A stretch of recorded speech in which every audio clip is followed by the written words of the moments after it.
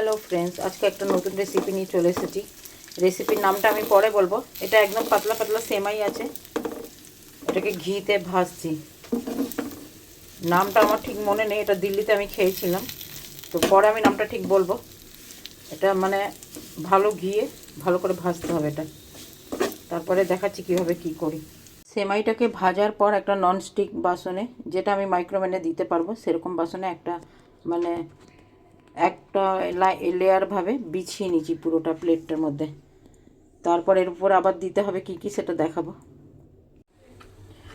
এটা দুধটাকে ক্ষীর করে নিচ্ছি, একদম গাঢ় দেখতে পাচ্ছ। এটা দেখায়নি, মানে দুধটাকে অনেকক্ষণ ধরে ফুটিয়ে এর মধ্যে একটু মিল্ক পাউডার দিয়ে গাঢ় করে একটু চিনি দিয়েছিলাম।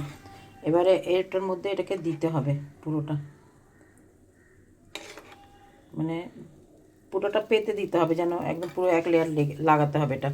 তারপর দেখাচ্ছি আমি করে নিয়ে। পুরোটা দিয়ে দিয়েছি। এরপরে একটা চিজের কিউব এই যে রয়েছে, এটাকে এটাকে ঘষে এর উপরে পুরোটা দিয়ে দিতে হবে। তারপর দেখাচ্ছি। ওপর থেকে চিজটা গ্রেট করে দিয়ে দিয়েছি। এবার এর ওপরে আবার যতটা সেমাই নিচে দিয়েছিলাম, এবার তার উপরে আবার সেমাইয়ের একটা মানে এরকমভাবে এটাকে কভার করে দিতে হবে পুরোটা পেতে পেতে। এটা করে দেখাচ্ছি। আসলে এক হাতে আমি ফোন ধরছি, সেই জন্য অসুবিধা হচ্ছে, করে নিয়ে দেখাচ্ছি। এটা বানানো হয়ে গেছে। এবার এটা এরকমই রেখে দেবো। যখন সবাই খাবে তার আগে একবার মাইক্রোওভেনে 2 মিনিট দিয়ে, তাহলে চিজটা মেল্ট হয়ে যাবে। তারপর আমি আরেকবার দেখাবো সেটা কেমন হয়। কে কে এই রেসিপিটা খেয়েছো, এই মানে এটা একটা ডেজার্ট, এটা কে কে এটা খেয়েছো আমাকে জানাবে। আমি এর নামটা এখনও মনে করতে পারছি না, সেটা আমি পরে জানাবো। এটা দিল্লিতে একটা রেস্টুরেন্টে আমরা খেতে গেছিলাম, তখন ওখানে খেয়েছিলাম এটা। সবাই আমাকে কমেন্ট করে জানিও কেমন হয়েছে। এটা হয়ে গেছে। এবার এটা মাইক্রোওভেনে একটু গরম করে তারপরে খেতে হবে। গরম গরম এটা খায়। এর নামটা আমি এখনও ঠিক মনে করতে পারছি না, আমার ছেলে ঠিক জানে।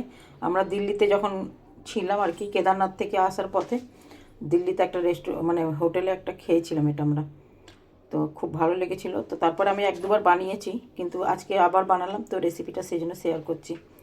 তোমরা দেখে বলো কেমন কেমন হয়েছে। আমি কীভাবে বাড়িতে বানিয়েছি সেটাই শেয়ার করলাম, সবাই দেখে কমেন্ট করে বলো।